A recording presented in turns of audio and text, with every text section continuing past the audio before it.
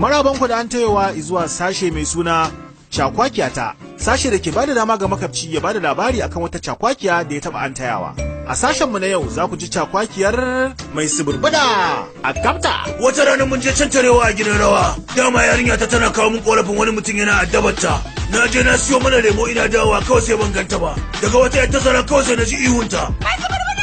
Na yi sauri na karasa, ina zuwa sai na ga wannan mutum ya rike mata hannu ta karfi yana ta tafiya. Na ce man sake ta, sai ya ce, "Kai ba sai ka kwace ta ba." Kawai ne kansa yaransa ɗaya ya tare ni. Yana zuwa na mar abcaki. Ya kirifce nan, ina tadda mutumin na mar abdoliyo caki.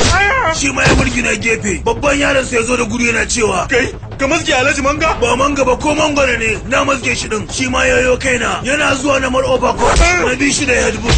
Ɗayan da bai laushi ba ya zo ta bayana. Bai san ina hankace da shi ba. Na yi sauri na ɗau wata kujera da take gabana. Sai ci yana shimfiɗe masa ita. Nan take ya yi laushi. Na karkaɗe rigata na buga mashin ɗina na hau. Na jiyo na ce baby an tayo. Ta yi tsalle ta hau muka fece muka basu nan kwance.